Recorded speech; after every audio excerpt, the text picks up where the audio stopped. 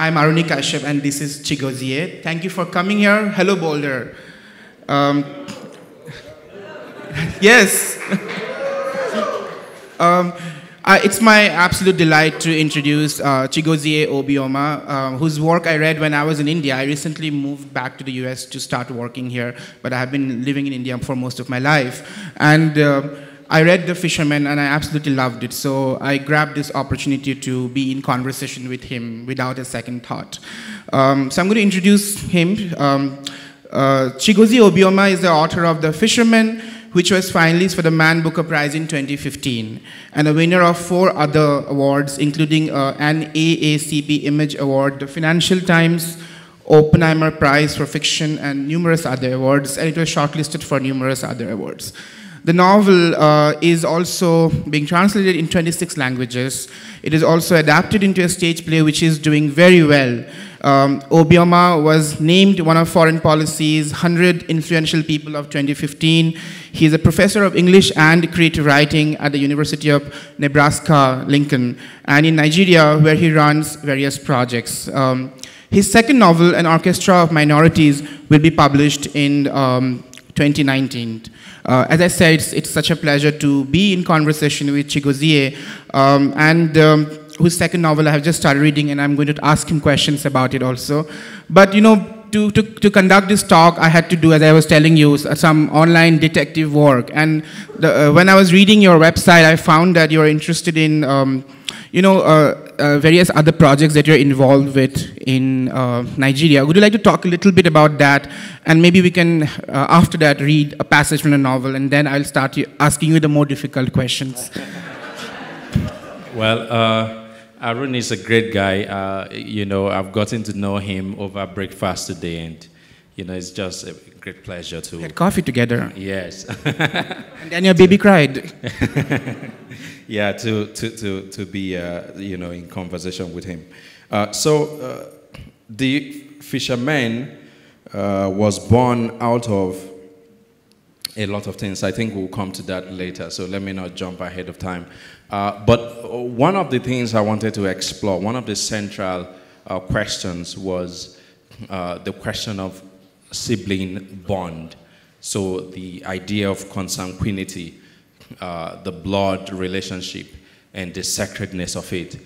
What is it that can come between this person who has a special relationship with you because you have the same blood in your veins. So one of the ideas I had to test that bond was that I was thinking of, okay, so how about we bring a prophecy, and somebody makes a prophecy that something will happen to one of the brothers, and let's see how that goes. At first, if you know anything about Nigeria, Nigeria is a very religious country. My street, for instance, I count about 5 or 6 churches, just within that axis. So I wanted to have a pastor, come in and make the prophecy to, the brothers. But later on, I started to think, okay, I just had this idea of somebody who is able to walk untrammeled.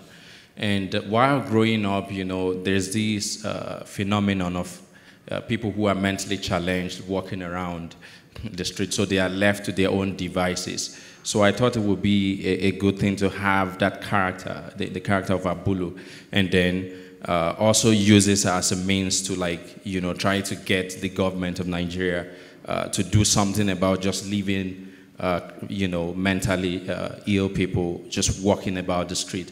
So that's one of the things I'm doing. But I just had a child, and I'm writing another book, and so it's kind of not going on very well now. But I hope to pick it up again. Yeah. And there's also a campaign to try to rid Nigeria of corruption. So I'm trying to put up. So I was inspired by the movie 3 Billboards in Colorado. Right. And so, I'm trying to put up billboards with messages Okay. Yeah, good luck for all those projects, and I hope your kid grows up really, really fast. Yes, I think this is a good time for if you could read a passage from the novel. I think it'll be wonderful if the audience gets a sense of your prose, which I... So you mean The Fisherman? Yeah, from The Fisherman, yeah. And we can end with a reading from the second novel. Just in case you don't know about the book, it's an old book now. It's about 3 years old, so... you know, it feels like yesterday, but truly it was first published in 2015. It's about 4 brothers who go fishing one day, and then they encounter this eccentric figure whom I just described 5 minutes ago or 2 minutes ago. And so their life is transformed in many ways by that encounter. So the novel is recalled, the story is told in retrospect by Benjamin, who is 9 at the, during the narrative period of the novel. So it's his voice that you will hear now. We were fishermen. My brothers and I became fishermen in January of 1996 after our father moved out of Akure, a town in the west of Nigeria, where we had all lived together all our lives. His employer, the Central Bank of Nigeria, had transferred him to a branch of the bank in Yola, a town in the north that was a camel distance of more than 1,000 kilometers away, in the first week of November of the previous year. I remember the night father returned home with his transfer letter. It was on a Friday. From that Friday through that Saturday, father and mother held whispering consultations like shrine priests. But by Sunday morning, mother emerged a different being. She'd acquired the gait of a wet mouse, averting her eyes as she went about the house. She did not go to church that day, but stayed home and washed and ironed a stack of father's clothes, wearing an impenetrable gloom on her face. Neither of them said a word to my brothers and me, and we did not ask. My brothers, Ikenna, Boja, Obembi, and I had come to understand that when the 2 ventricles of our home, our father and our mother, held silence the way the ventricles of the heart retain blood, we could in fact flood the house if we poked them. So at times like these, we avoided the television in the 8-columned shelf in our sitting room. We merely sat in our rooms, studying or feigning to study, anxious but not asking questions. But while there, we stuck out our antenna to gather whatever we could of the situation. But by nightfall on Sunday, crumbs of information had begun to fall from mother's soliloquy, like thoughts or feathers from a richly plumed bird. What kind of job takes a man away from bringing up his growing sons? Even if I were born with 7 hands, would I be able to cater for these children alone? Although these feverish questions were directed to no one in particular, they were certainly made for father's ears. He was seated alone on the lounge chair in the sitting room, his face veiled with a copy of his favorite newspaper, The Guardian, half reading and half listening to mother. And although he heard everything she said, father always turned deaf ears to words not directly addressed to him, the kind he often referred to as cowardly words. So he simply would read on, sometimes breaking off to loudly rebuke or applaud something he'd seen in the newspaper. If there is justice in this world, Abacha should soon be mourned by his witch of a wife. Or wow, Fela is a god. Good gracious. Or Reuben Abati should be sacked. Anything to create the impression that mother's lamentations were futile, whimpers to which no one was paying any attention. I don't know. You wanted 5 minutes or something. Thank you. Thank you so much. That's really gorgeous.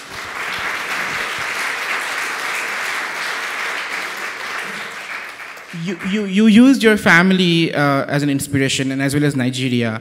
But at home you have 12 brothers, right? Is that right? Yeah. That couldn't be possible, I don't think. 11 siblings, 11. But yeah, 12 in all. 12 in all, right? Yeah. So okay. a soccer team and one reserve, there was reserve. So I read somewhere that you were feeling very homesick and nostalgic when you're writing this novel, and that took you back to the stories in your family and your memories associated with your family, and you started writing this novel. And you were in Cyprus when you were writing this novel, is that right? Yeah. So I had made the when I think about it now, very radical move. And courageous. To go from Nigeria to Cyprus for college. But when I got there, I discovered quite a few things. In fact, I like to say that I had an epiphany of some sort. Because I discovered there, so there were all these freshmen. There were some Nigerians, some, Abhinav from India. Yes. And, they were all calling their friends, my friend here, my friend there. And, it struck me at some point that for a long time, I didn't have a friend. And the reason I discovered was because, there were so many people in the home that, I didn't see a need to have a friend outside of my siblings. Yes. So I began to think about, I kind of had this recognition of how much, I loved my siblings. But because when you are there, you don't, you see them every day, you don't value them, you take everything for granted. So I started to think about that, siblinghood, especially my brothers, because, they would punish me, we'll play soccer together. Mm-hmm. So it was kind of a love and hate, and a lot of memories were there. So I wanted to write a story about brotherhood, a celebration of, that love that is between them. Yeah, and it's definitely about a tender relationship, but at the same time, it is also about kind of sibling conflict, right? So why the choice for this fratricidal sort of situation, though it was emerging out of love? So it was actually precipitated, or let me say ignited, maybe is a better word, by a phone call I had with my dad. So I was already thinking about how to come up with a novel, about brotherhood.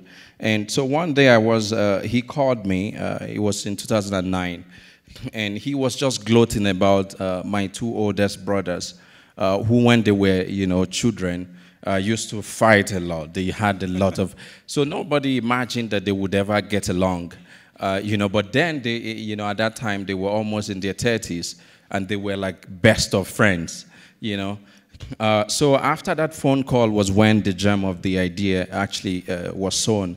So I just had this image. So I began to wonder, so what, what if the brothers have some kind of conflict? So I immediately had this image of 4 brothers, and the story just came together. That sounds like my brother. We hated each other while growing up. But at the same time, though it's a very personal story, it is also set in the 1990s during a dictatorial regime when Sani Abacha was the dictator of Nigeria. And I'm sure you were thinking about the political currents of the time when you were composing this novel. What kind of, I don't want to use the word message, but what kind of concerns or commentary you wanted to make by telling this story and setting it during this specific time? So the first draft was, just a straight story about this family. It was a family drama without that context, I think. But then, a lot of things happen.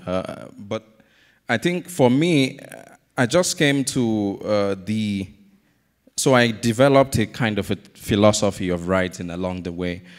So I think that the kind of fiction that I value, has to lend itself, so to say, to at least 3 layers of interpretation.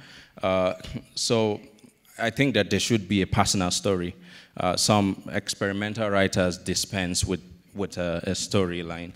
Yeah. So, and I also think that there should be some kind of commentary weaved into the story, and there has to be some kind of structure that matches all of these, that ties all of these two things together. So the commentary is really about the state of Nigeria, and that Nigeria as the evolution of the country itself. So when I got to Cyprus, I had another kind of, I wouldn't call it an epiphany, because I knew that Nigeria was struggling as a country. But then, when I actually got to Cyprus, this small desert island with no resources at all, nothing, I was shocked to see that, they had all the infrastructures that we didn't have as a very wealthy country with oil and all that. So I began to wonder, how did Nigeria go astray? What is the problem? And so I read practically everything that has ever been written about Nigeria that I could lay my hands on. And I came to the conclusion that left to our own, how we were before the coming of the British, we may not have had technological advancement, but the kind of privation and problems you have now would not have happened. Mm-hmm. So in some ways, the Fisherman is like a metaphor for that, incursion. So you have at the beginning of the novel, you have these four brothers who are like any other kind of normal children with aspirations. They want to be a doctor or lawyer and all of that. And then they encounter this guy who makes this proclamation, that this is the route your life will now take. So it's like, the British coming in and then, mm-hmm. Changing the equation, the equilibrium. Yeah. There. Yeah. How important was the shadow of the Civil War, which people know as the Biafran War around the world, and how important was it for you? Because a lot of Nigerian writers, I think everybody knows about Half of Yellow Sun, but there was also, Sunset at Biafra and Girls at War and other stories, and so many other books, novels written, about the Civil War, and which is also a kind of fratricidal conflict. And did you see yourself responding to these issues and themes and history as you were writing this one set in the 1990s, much later after the war? Well, I will be frank and say that I conceived an idea to write about the war. The reason is, so you have like probably 1 million novels about the Second World War, right? Or probably 1 billion. People are still writing those now. People are still. War Light by Ondaatje, it just came out, I think. So I feel like it's very recent, really. I think I was born 10 years, mm-hmm. Was it? No, I think I ended in 70, so I was born about 16 years after the war ended. So it really is a fresh one, and the secessionists, which is my tribe, the Igbo people, who were trying to leave Nigeria, still feel the impact of that war. Yeah. 1.3 million people died, were murdered. So but I wanted to write something about it. The Fisherman really doesn't. They say there are allusions here and there, but very minute in the Fisherman. But I did conceive of a novel. But I feel like already the Fisherman is a kind of a violent book if you think about it. And it's about brothers. So if I should write a novel about war, it will be all gore and blood, so I just refrain from doing that. There is enough blood and gore between the brothers already. Yeah, I asked you that question because I come from Assam, which is a northeast Indian state, and my state has been reeling under a secessionist insurgency for since 1979, and a lot of fiction about terrible relationship between brothers is also read as this, and writers also sort of tend to talk about it in similar ways. A little while ago, you talked about writers that fiction that you value. So I was just curious to know what are your favorite books or the authors that who have inspired you to write. Basically, I want you to probably talk about the fiction or the works that you really value and have learned from, and also ask your students probably to read, because they will also learn similarly from them. Yeah. Well, just earlier we were gossiping about Shakespeare. So, you know, There's a lot to gossip about Shakespeare. Yes. So I would name him. So the way I came, I actually have an essay coming up in the New York Times book review page sometime next month. So I kind of write about how I came to reading. And the earliest books I read were mostly Shakespearean works. And that was just because those were the books my dad had, you know, on the shelf. But some Nigerian luminaries as well. Amos Tutuola, Spam Wine Drinkard, I think was actually the first novel I read. And I think that's what made me a writer.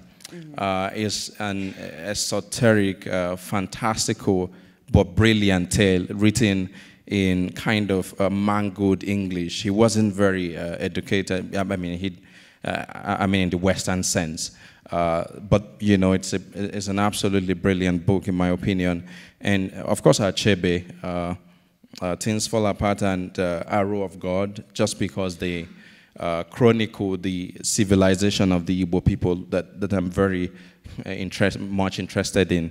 But also there are some you know, wonderful prose stylists that I love in the Western tradition. You have I very much love you know, the works of Vladimir Nabokov, Arundhati Roy, who's Indian, and who else is Ishiguro is my latest discovery, yes. Kazuo.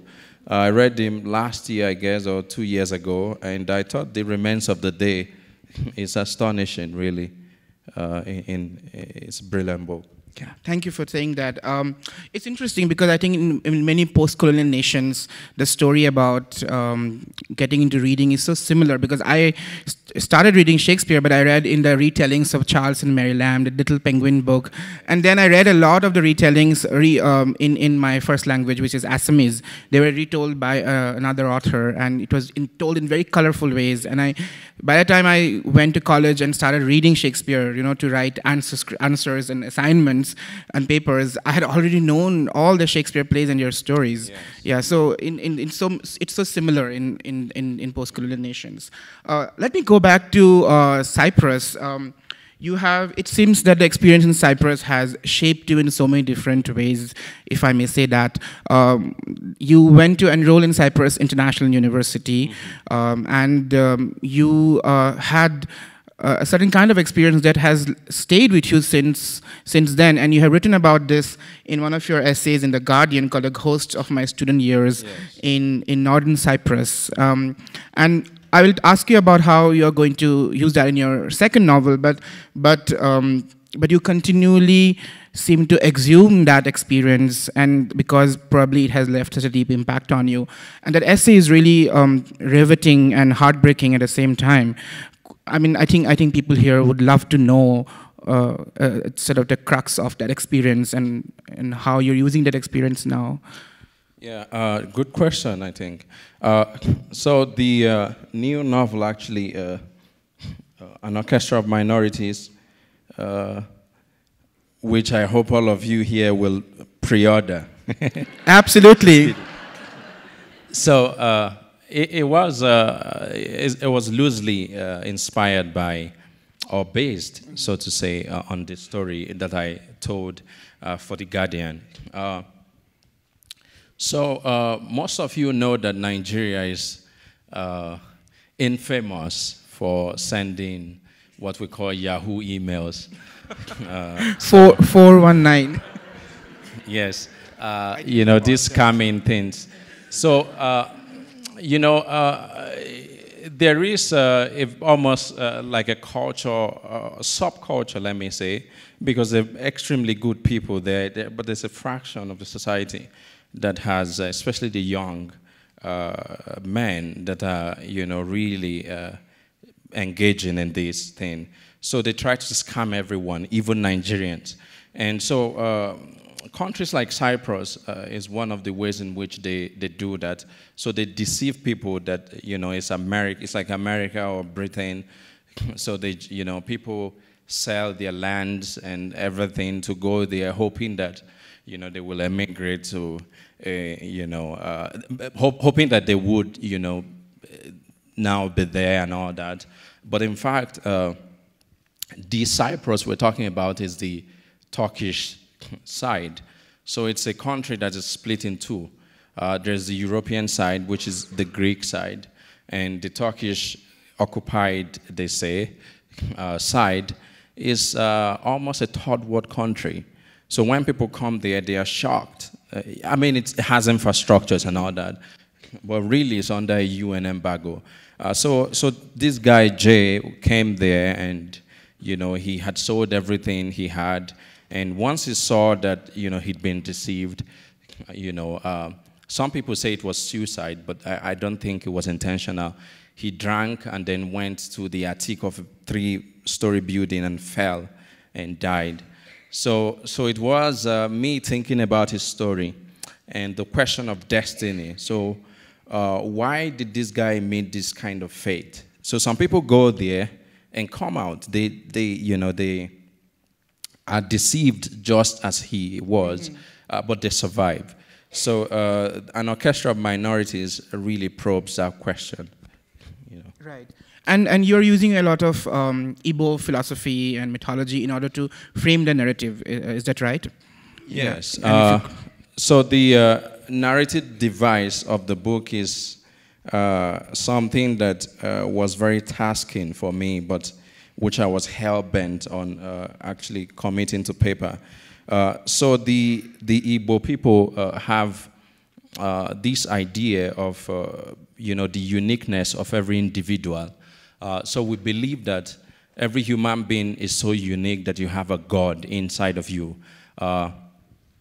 So to the extent that that guided the Igbo society in pre-colonial times was really much. It was what informed the political structure that we had. For instance, there was no, in most parts of Igbo land, there were no kings, no leaders. So the oldest people in the community gathered together in a kind of a parliamentary structure. And, that was how decisions were made. So the idea was that if you're so unique that you, in fact, embody a God in you, how can you submit to the leadership of another person? So I wanted to write about that. So the story is told by the chi of this character, the kind of the guardian spirit. The main character has committed what is considered a sacrilegious crime, and so the guardian spirit goes to the cosmic space to, give a testimony to the supreme God. So the story is actually a testimony, and so half of it happens in the realm of the earth, and half in cosmic space. So it really is, so it really is a cosmological novel. Even though the personal stories, this guy who's a poultry farmer who sacrifices everything he has to go to Cyprus so he can be with the woman he loves. So that's a central story. And could you tell us a little bit about Chi? Like, is Chi like a guiding spirit? Is Chi like a god who also would punish you if you do wrong things? What kind of a divine or supernatural spirit force is this? So I don't think that there's an equivalence in Judeo-Christian, cosmology, but I would say, but I've heard of the guardian spirit. I don't know how. I don't think you can find that in the Bible, but so it will be something like that. Right. It is a mediator, kind of. So we believe in the idea of predestination.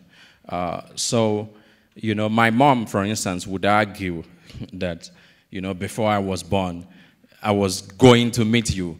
It was preordained. You know, nothing to her is an accident. That's lovely. So it's connected to that. So, but the chi can sometimes mediate to try to get you out of, you know, kind of bad situations. So, like when I was a child, all through my, even up till now, if something bad happened, my dad or my mom would say that, well, he fell sick. I mean, my dad has a PhD, so he's, you know, he's very well educated, but we still believe these things. Oh, yes. I mean, he's partly an ordinary guy. So they will say, okay, this was the result of the transaction between his chi and, you know, whatever the troubling thing is. So it's like a God within you, but it's also kind of a mediator. So it can sometimes come out of you and also remain within you. And it's also a reincarnating spirit. So in the novel, during the testimony, the chi makes references to, you know, 400 years ago when it embodied, for instance, somebody who was a slave in Virginia, or, you know, so as it's giving this testimony, it's making references. So the novel, in a sense, you know, spans probably 500 years or something like that. So it's a continuing narrative, so to say. Yeah, I'm so glad you mentioned it, and you should correct me if I'm wrong, but I want to clarify that this is not really superstition in the sense that that your father, who has a PhD, would still refer to chi, because I come from a predominantly tribal society from Northeast India. Most of the people in Northeast India are tribals or sub-tribes. I belong to a sub-tribe as well. Modernity, science, tradition, mythology, folk belief, all of these exist parallelly and help us interact the world, you know. Yeah. And I don't want to talk much about it, but I'm happy to tell you over coffee. Yeah, but I just want to clarify that this doesn't mean that Nigerians are superstitious. No, it's not. Yeah. It's not superstition. Yeah. It's a religious belief. Yeah. So yeah. And I think we make sense of the world or anything that happens to us through narratives. As human beings, stories are so important for us to understand anything that is going on. So this is also a whole sort of orchestra of cosmology where people refer to in order to understand what's going on in their life. Is that right? That's right. Yeah, okay. I'm really interested to talk about your journey as a writer, and it's a very cliched-faced journey as a writer, as if we are always on a ship or something, but you went to Cyprus International University and you survived that. You did quite well there, and you went to Michigan, and what's interesting is that we both graduated the same year. I was in Minnesota and you were in Michigan, and I still remember the polar... Cold places. Very cold places. Dangerously. I still remember the polar vortex. I had a job... I had a job interview in Chicago just the day the polar vortex decided to come down to Chicago. And I was in a red bus, and it was following me to Chicago. And when I landed in Chicago, it was right above my head. So apart from the snow... Apart from the snow, could you tell us a little bit about your experience as a writer, how much it has helped you in Michigan by going to Michigan, and what kind of help and assistance and you received? How did it eventually help you sort of publish your novel, probably? Yeah. Well, so I had a novel that I had composed prior to coming to the U.S. For some reason, no agent would even respond to, my queries and all that. So I abandoned it. And then the Fisherman, though, when I completed it, I kind of had, I published an excerpt of it in the Virginia Quarterly Review. And some agents had contacted me based on that. So I actually had an agent by the time I came to start the MFA program. So it wasn't as difficult, to break in at that point. So I would say that my experience is that the MFA really is a very American thing. Mm-hmm. It was not very suited for me, let's say. Because I hear you. So, I mean, it's difficult to actually explain that in a few words. So I wouldn't say that, aside from the camaraderie and, getting to know some good friends, I didn't really get much out of it. But I would say that I learned how to revise. I would say that I didn't really know very much how to revise, but I had two good professors who, were very, very tough, really, on me, because sometimes I can get very exuberant with my prose. So, if you've read The Fisherman, they're like, sometimes there's a, one page describing the smile of the madman. So things like that, they forced me to rein it in. So, and I'm grateful that they did that. So that's what the MFA really gave me. And of course, a degree that can help you get a job to survive. Absolutely. Yeah, I got all my jobs because of that. So you also teach creative writing now. And how do you address that same question when you teach creative writing? This is a selfish question because I also teach creative writing. Yeah, so there's the, so because you've written a book that was somewhat well received, there's the assumption that you have figured out how to write. Yes. So it's not true, I'll say, No, I'm writing my second novel now, and I feel that I don't know how to write a novel. I think my students write better novels than. Yeah. So but so what happens is that you try to learn along with the students, and it can be sometimes frustrating, but always very enjoyable. Frustrating in the sense that. When we get to teach 17-year-olds, for instance, they really don't have any experience, so there really isn't anything to write about. So, I mean, even though they know how to construct good sentences, but there's really nothing like, you have a farm boy or girl from somewhere in Iowa or something, and there's, really not much. So, but,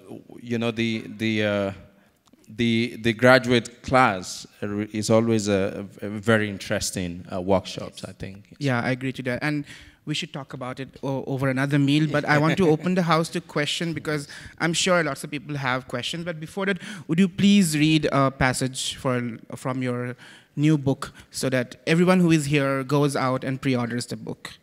I hope so. Yeah. All right, so this will be my second time of reading from the book. I've been very reluctant to read from it. That's great. Yes. So already I told you that the Chi is the narrator of the book. So this is close to the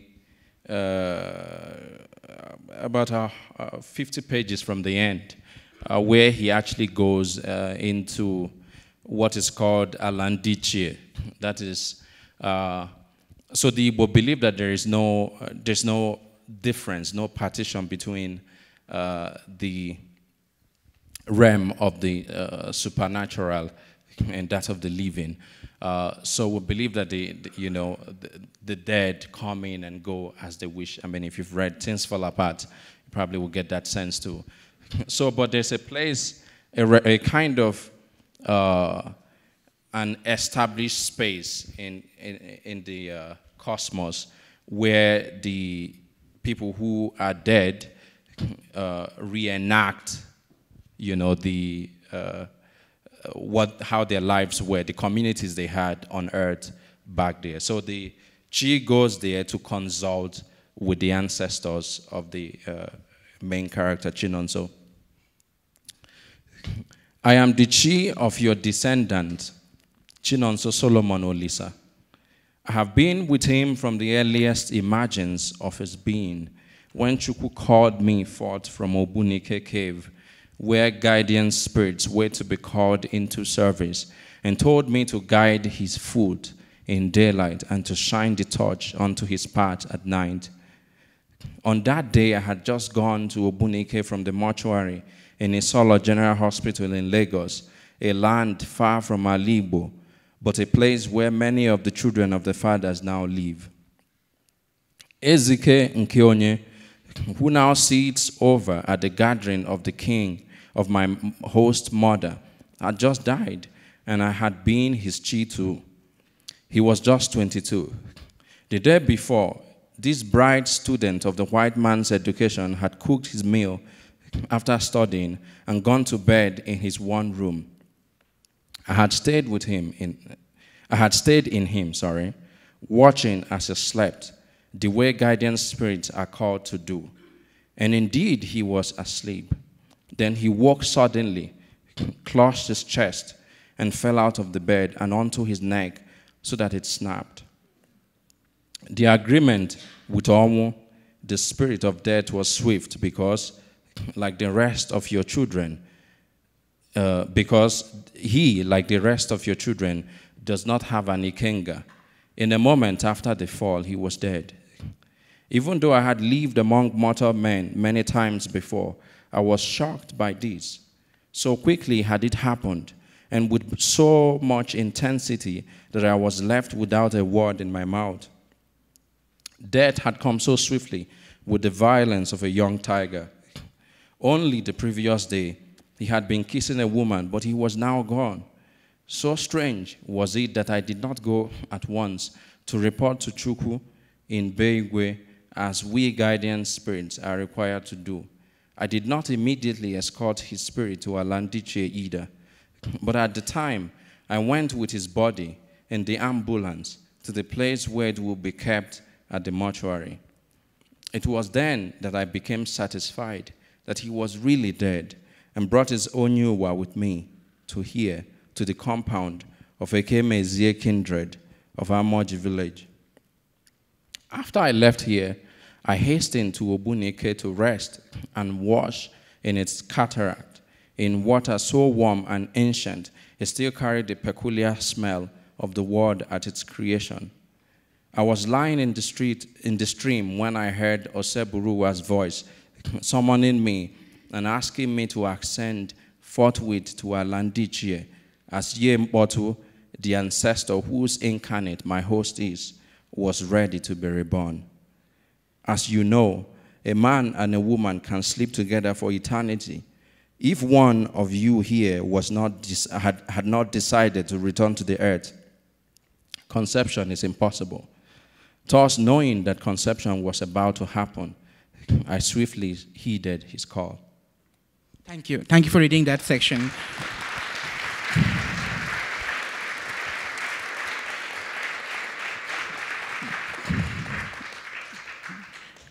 I'm opening the house to question, and when you question, please have an actual question to ask. If you want to say how lovely his prose is, we all know his prose is lovely. If you want to say his prose touched you, yes, I know it, don't tell it. If you want to go on commenting on how lovely the session was, what you need is a Facebook post. So please ask a question. Thank you. I'm nervous, actually, but I have a question. Now everything has become so global. You know, I'm very fortunate to be part of it. Like, you write about Nigeria, somebody who's born in Assam can read about it. It's just wonderful. But like thinking about very typical Nigerian thing, like you talk about chi, how did you incorporate in your narrative? I think it's a very borderline kind of thing. You have to explain it very nicely, who doesn't have any clue of the Nigerian culture.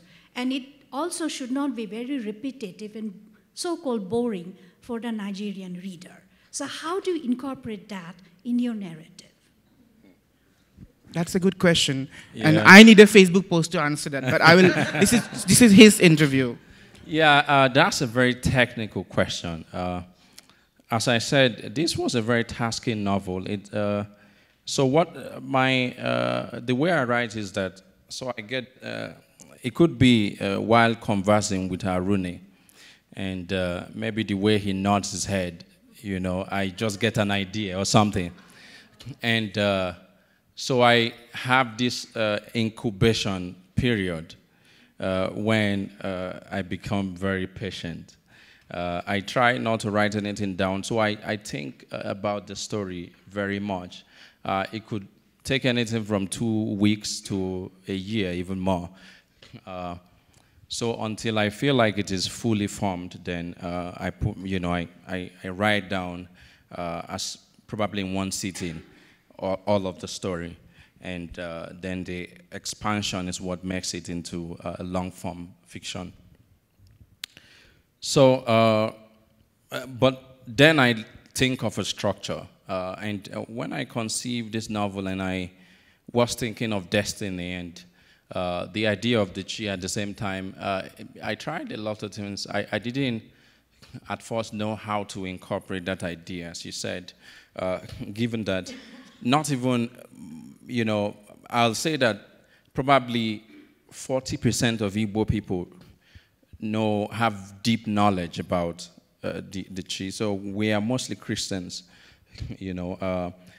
and there's a movement to, there's an ongoing movement, to demonize everything that is African and to uphold whatever is Western. I mean, to some extent, of course, material modernity is something that we all want, but there are some ideas that are tied to the very core of who we are that I don't think should be dispensed with. So, so it was difficult, but what I decided to do was to have it as a narrative device. That was also, I did a similar thing for The Fisherman. So some of you who have read it would see that the story is told by Benjamin through association. So there's, every chapter likens a particular character to an animal or something. The idea was that, children, at least I was myself as a little boy, we try to understand things, that we don't understand by association with what we are already familiar with. So Benjamin would liken his father to an ego because he already knows what an ego does, blah, blah, blah. So what I did was the narrative device is how I was able to solve that problem. And I think a good reader always walks that extra mile. I mean, you didn't need an encyclopedia to read God of Small Things and learn about Kerala, right? You just knew it was in Kerala. He just told me in the morning how much he loved God of Small Things. And it's a very specific book with a lot of specific references to Kerala politics. Next question. Oh, hi. Thank you. Okay, the 12-year-old child in me has the question. Oh my God! I also read Tales from Shakespeare of Charles and Mary Lamb, and I really loved it.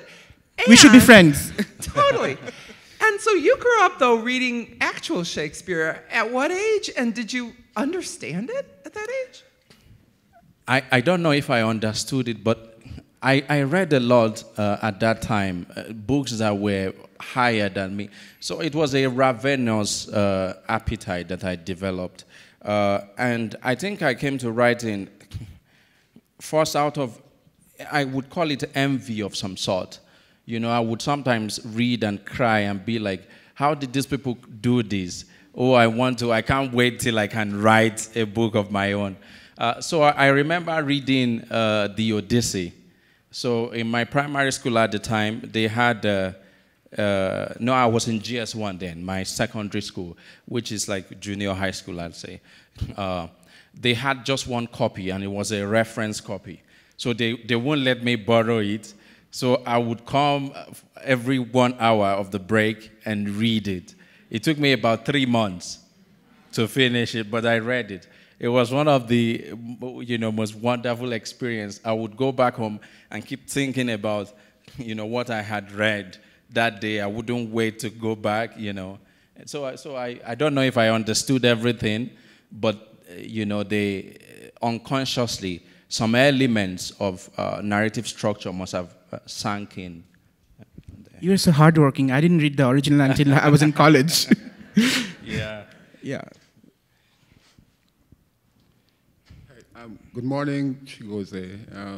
I'm so happy to meet you. I had never heard about you until I picked up the program this morning and saw this African name. So, I'm from Jamaica. I'm Jamaican. I'm also from a family of 10 children, and I understand a lot about the dynamics of growing up in a rural city.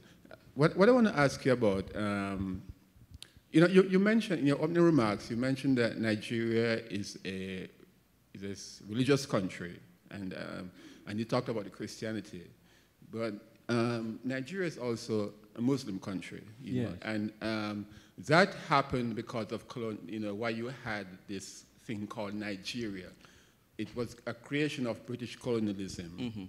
And for me, that is one of the most tragic stories in the whole history of humanity is British colonialism in Africa, and particularly in a place like Nigeria and what it has done.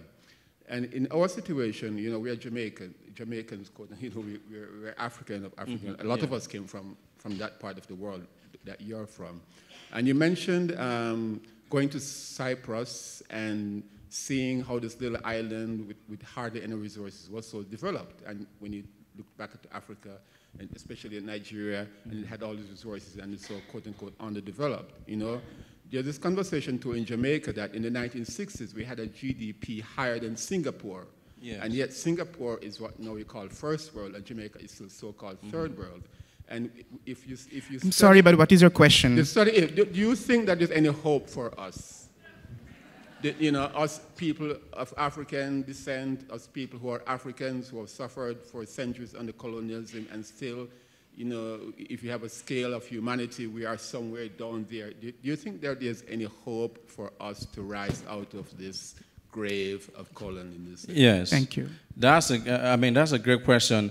And it's good that you mentioned Singapore, because I really think, and I get in, a lot of arguments with friends back home here, if they can do it, I don't see any reason why we can't, really. Singapore built a great country in 53 years.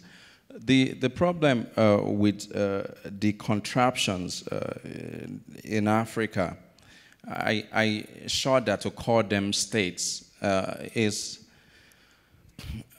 So if you look at, I will be very quick here, if you look at Western countries, France, for instance, so the way they developed, people were already French. They had the French identity, French language, and religion and all that. Then I think they formed, a state out of that. But the reverse is really the case for a place like Nigeria. So Nigeria actually began in 1914 when the British guy, Frederick Lugard, joined the protectorates together and named it Nigeria. So my grandfather, for instance, was a Nigerian, but he never knew that he was a Nigerian till he died. So some people just came, to Badagry in Lagos and decided that everybody is a country. So the point is that we're still about to form a national identity. We don't have one. So Nigeria was formed, and then we are trying to become Nigerians. So that is the problem. It's very difficult to, for all these disparate nations. The Igbo nation, for instance, it's not just an ethnic group. It's about 40 million people. That's the population of all of the Scandinavia. So it can't be a country of its own. To cohere, to, come together and live 100 years of not knowing each other, and then all of these problems, the ethnic rivalries and all that. So we're trying to build a national identity first, really. That's the struggle. That's why you have all these senseless wars up, and people are wondering, why can't they just not fight? It's just because of this. So that's the problem, really. Yeah, and that's the story of most post-colonial nations that had colonial experience, even in South Asia also. Yes. So I'll say very quickly that breaking the countries up would be a way to go forward. South Sudan and breaking up from Sudan, I think, was a good step.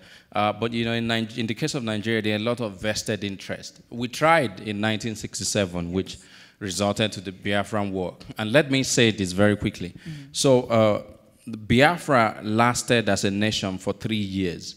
And even though they were under duress, the war was going on, we were, you know, landlocked and surrounded. They built a functioning refinery, you know, within that time. Yeah. They were exporting oil to buy weapons. And had their own currency, Biafran pound. Yes. Yeah. Do you know that after that, Nigeria, out of jealousy or rage, blew it up, and Nigeria as a nation for 40 years since the war ended does not have a functioning refinery.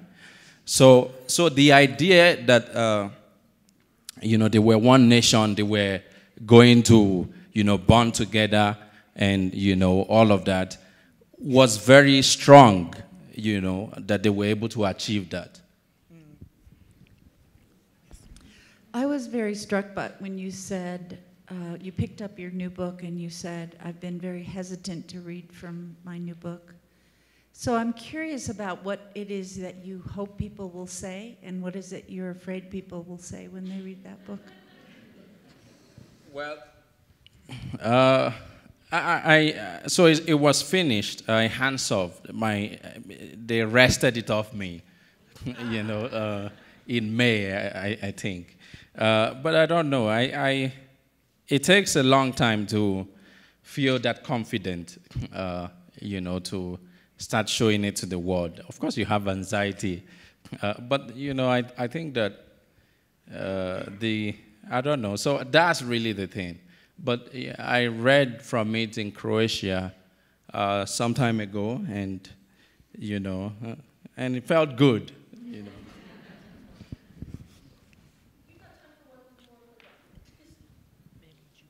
I think Mike is there. Sorry. Sir, somebody has a mic. Do you write in your vernacular or you write in English?